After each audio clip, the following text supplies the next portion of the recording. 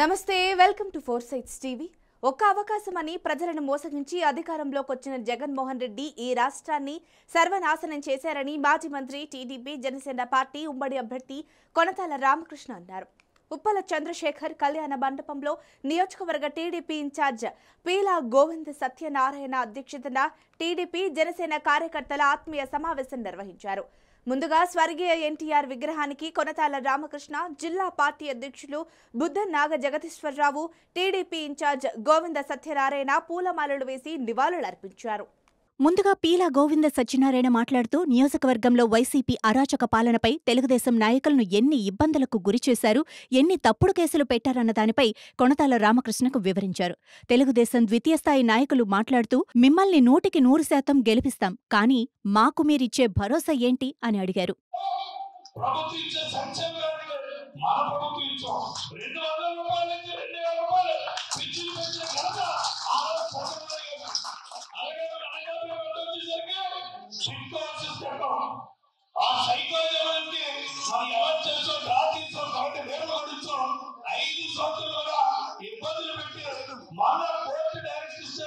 అవన్నీ కూడా ఇంకా ఆఫీస్ కూడా రెడీ అవ్వలేదు.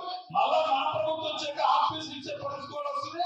అలా ఉద్యోగం చూసారు ఎన్ని కూడా అతి త్వరలో 60 రోజుల్లో కన్నా మా నాయకులు ముఖ్యమంత్రి అవుతారు. ఎన్ని కూడా రూపకల్పన చేసే బాధ్యత మీ అందరికీ విజ్ఞప్తి చేస్తారు. గడిచిన 5 సంవత్సరాల్లో తెలుగుదేశం పార్టీ కార్యకర్తలు ఒక ఇంటి పట్టా కలగలేదు. మీరందరూ గుర్తించుకోండి. ఆ 60 గజాలు ఇచ్చాడు, మనం 80-90 గజాలు ఇస్తాం. ఆ 50 ప్రతి కార్యకర్త కూడా గతం కంటే పెరిగిన రాబోయే రాజకీయాల్లో వాళ్ళ సైకోజం చేయమా. మీరందరూ చూసారు, ఫ్రెండ్స్ సరైంచాం, సీఎం పదవించాం, అలాగే మన ఎన్టీఆర్ హాస్పిటల్ చేసాం. ప్రతి ఒక్కరికి తెలుసు, మీకు మన డేవిడ్ అభివృద్ధి తెలియజేస్తాం.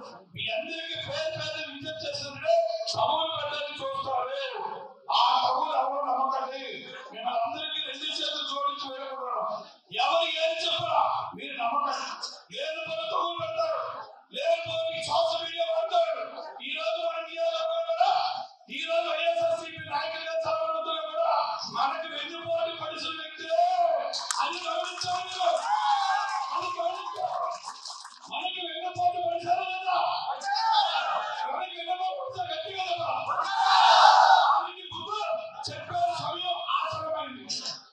మాది జగన్నాథపురం సార్, మెట్పాలెం పంచాయతీ. మేము మీకు టికెట్ అనౌన్స్ చేసిన కానీ ఫస్ట్ మేము అంటే మా ఊర్లో జనాలు ఏమనుకుంటున్నారో ఏంటి, వాళ్ళ పరిస్థితి ఏంటి అనేసి మీ జనాల్లోకి ఆల్రెడీ వెళ్ళడం జరిగింది సార్. అయితే వాళ్ళు మాకు ప్రధానంగా ఒకే ఒక సమస్య చెప్పారు సార్. గత 5 సంవత్సరాల నుంచి మనం అపోజిషన్లో ఉన్నాము, ఎన్ని కేసులు పడ్డామో, ఎన్నిసార్లు పోలీస్ స్టేషన్ దిగామో మేము అందరం చూసాము. కొనతాల రామకృష్ణ గారికి ఆల్రెడీ ఇప్పుడున్న వైసీపీ వరకు ఎంతో కొంత పాతోభిమానం ఎంతో కొంత ఉంటుంది. రేపు ఏదన్నా గొడవ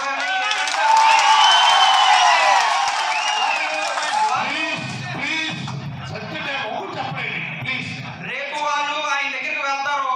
ఆయన దగ్గరికి వచ్చి మనం ఇప్పుడు ఇబ్బందులు పడి రేపు అధికారం వచ్చా కూడా మళ్ళీ ఇబ్బందులు పడతాం. దయచేసి దీని విషయం మీద మనకు ఆయన దగ్గర క్లారిటీ తీసుకోండి. ఆల్రెడీ ఇప్పుడు వరకు చాలా ఇబ్బందులు పడ్డాం, మళ్ళీ ఆ ఇబ్బంది రాకూడదు. కొనతాల రామకృష్ణ మాట్లాడుతూ తాను ఈ ఎన్నికల్లో పార్టీకి పనిచేస్తానని పవన్ కళ్యాణ్కు చెప్పి పార్టీ సభ్యత్వం తీసుకున్నానన్నారు. పార్టీ నిర్ణయం మేరకు తాను ఎమ్మెల్యేగా పోటీ చేయాల్సి వచ్చిందన్నారు. తనకు టీడీపీ నాయకులు, కార్యకర్తలు పూర్తి సహకారాలను అందించి ఎన్నికల్లో తన గెలుపుకు కృషి చేయాలన్నారు. తాను జనసేన పార్టీ నుంచి ఎమ్మెల్యేగా గెలిచినప్పటికీ టీడీపీ పార్టీ నిర్ణయాల మేరకు తాను నడుచుకుంటానని స్పష్టం చేశారు. ఈ రాష్ట్రం అభివృద్ధి బాటలో పయనించాలంటే కేంద్ర ప్రభుత్వ సహకారం కావాలని బీజేపీతో పొత్తు పెట్టుకోవటం జరిగిందన్నారు. మైనార్టీలకు పూర్తి రక్షణగా ఉండే పార్టీ తెలుగుదేశమన్నారు.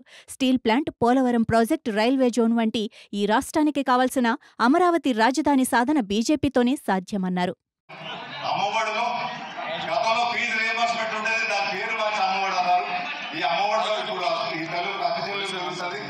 ఒక పిల్లడికే ఇస్తా అన్నారు. 15,000 ఉన్నారు, 14,000-13,000 చేశాడు. గతంలో అయితే ఫీజు రియంబర్స్మెంట్ ఎంతమంది ఇంట్లో పిల్లలు చదువుకున్నా వాళ్ళందరికీ కూడా వచ్చేది. ఇంజనీరింగ్ చదివినా, డాక్టర్ చదివినా ఇవన్నీ దయచేసి ఇవన్నీ కూడా మనం చెప్పాల్సిన అవసరం ఉంది.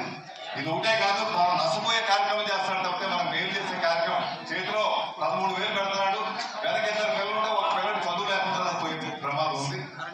దయచేసి ముఖ్యంగా ఆడవాళ్ళు ఎక్కువ చెప్పాలి.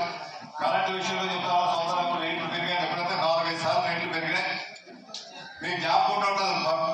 సిబిఐ అగ్రిమెంట్స్ చంద్రబాబు నాయుడు గారి హయాంలో గతంలో జరిగే ఆయన అధికారం ఉన్నప్పుడు అతి తక్కువ రేటుకే కరెంటు భవిష్యత్ అవసరాలకు కొనడానికి ముందుగానే అగ్రిమెంట్ రాసుకున్నారు.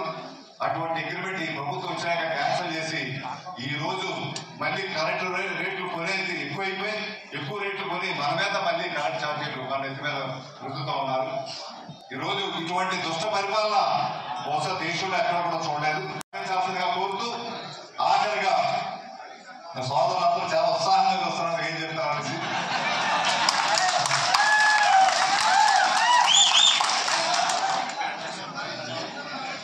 ఒక మంచి పరిపాలనతో ఈ రాష్ట్రంలో మంచి పరిపాలన రావాలి, ఈ రాష్ట్ర అభివృద్ధి చెందాలి. రాష్ట్ర అభివృద్ధితో పాటు మన నియోజకవర్గాన్ని కూడా ఒక మోడల్ నియోజకవర్గంగా అభివృద్ధి సాధించాల్సినటువంటి అవసరం ఉంది. ఆ అభివృద్ధి సాధించడానికి నాకు 1000 ఏనుగుల బలన ఇక్కడ మన గోవింద సత్యనారాయణ దీపం ఉన్నారు, పార్టీ ప్రెసిడెంట్ గా ఎంతో కష్టాలు పడి వచ్చినటువంటి వ్యక్తులు ఉన్నారు. మీ టీం అంతా ఉంది. నేనైతే ఒకటే నా పద్ధతి, ఏవైతే మనం ఈ సమావేశం అయిపోయాక నాకు ఒక రోడ్ మ్యాప్ ఉంది, ఈ రకంగా వెళ్ళాలని భవిష్యత్తులో ఉన్నది. ఎందుకంటే నేను నియోజకవర్గానికి సంబంధించి మేమిద్దరం ఎట్లా ఉంటాం, కూర్చొని ఏ రకంగా చేయాలి, ఎక్కడ అభివృద్ధి చేయాలి, ఎక్కడ సమస్యలు ఉన్నాయన్నది. అదేవిధంగా ఒక స్టీరింగ్ కమిటీ, 2 పార్టీలకు సంబంధించినటువంటి ఒక స్టీరింగ్ కమిటీ పెట్టుకొని ఆ కమిటీతో సమావేశాలు పెట్టుకొని ఎలా నడపాలన్నది. ఇప్పుడు పేరుకి నేను శాసనసభ్యుడే ఉంటాను కానీ బట్ అన్ని రకాలుగా కార్యక్రమాలు, ఎందుకంటే అధికారంలో ఉన్నది ఇప్పుడు నేనైతే కోరినటువంటి పదవి కాదు ఇది. నేనైతే పవన్ కళ్యాణ్ గారు నేను పోటీ చేయనని చెప్పాను. ఎందుకంటే నేను పార్టీ గురించి వర్క్ చేస్తాను, అధికారం గురించి చూద్దామని చెప్పాను. ఎందుకంటే పార్టీ పట్టించుకోవాల్సిన అవసరం ఉంది. ఈ ఎన్నికలు తప్పనిసరిగా గెలవాలి, అందుకే వచ్చాను నేను. ఎందుకంటే ఈ పోరాటం ఆయన ఇప్పుడైతే పిలిపించారు, 2019 నుంచి ఆయనతో రెగ్యులర్ గా మాట్లాడుతూనే ఉన్నాం. ఆయన ఇటువంటి దుష్ట పరిపాలనకి వ్యతిరేకంగా పోరాటంలో మీరు కూడా భాగస్వాములు కావాలని ఆ ఒక్క మాట అంటూ ఉండేవారు. మీలాంటి వాళ్ళు ఇంట్లో ఉండిపోతే కాదు, రావాలి రోడ్డు మీదకి, పోరాటం చేయాలి, ఈ ప్రభుత్వాన్ని ఒకటో వెళ్తూ మిగిలించాలి. ఇదే తనంలో ఆయనకు ఉన్నటువంటి నిబద్ధత ఇవి కూడా కలిపి ఏవైతే ఈ 2 కలిసి వస్తున్నాయి. కాబట్టి నేరుగా నేను ఈ పార్టీలో లేకపోయినా మీకు జనసేనలో ఉన్నా ఈరోజు ఒకటే కుటుంబంగా మనం ముందుకెళ్తాం.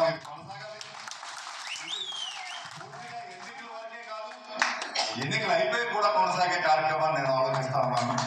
ఎందుకంటే మీరు ఎన్ని సంవత్సరాలు చూశారు, ఇవి ఆచరించే కాలం రోజు వచ్చింది, అది మీ ద్వారానే చేయాల్సినటువంటి అవసరం ఉంది. మా జైన సైనికులు కూడా అదే చెప్పారు, మనం వాళ్ళ ముందు పెట్టి మనం ఉండాలి. వాళ్ళు కూడా మెంటల్ గా ప్రిపేర్ అయి ఉన్నారు. లేదంటే వాళ్ళు పెద్ద పార్టీ, 45 సంవత్సరాలు అనుకున్నటువంటి పార్టీ, ఆ పార్టీ నాయకులు ముందు పెట్టి మేమే వెనుకుంటామని చెప్పి వాళ్ళు కూడా శ్రద్ధగా ఉన్నారు. ఇంకా ఇబ్బంది లేదు.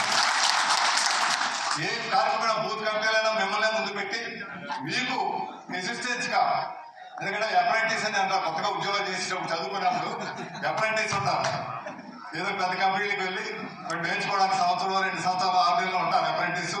అలాగా మా జన సైనికుల్ని అప్రెంటిస్ గా పెట్టి వాళ్ళకు కూడా ట్రైనింగ్ ఇవ్వండి, ఎలా చేయాలో ఏంటని. ఇక్కడంతా చంద్రబాబు కొత్తగా వచ్చినటువంటి వాళ్ళు, చిన్న 15 సంవత్సరాల నుంచి 25 సంవత్సరాల లోపల ఉన్నటువంటి వ్యక్తులే. అందువల్ల వాళ్ళకి రాజకీయ అనుభవం లేదు, ఏ రకం చేయాలో తెలియదు. వాళ్ళు ఉన్నదంతా కొట్టేలాగా మనం గెలిపించుకోవాలన్నది ఒకటే తప్పితే, ఆ తప్పన తప్పితే అది ఏ రకంగా మార్పు ఏ మార్గంలో వెళ్ళాలన్నది తెలియదు. అది ఏ రకంగా మార్పు ఏ మార్గంలో వెళ్ళాలన్నది తెలియదు. ఆ మార్గదర్శకులు దశ దిశ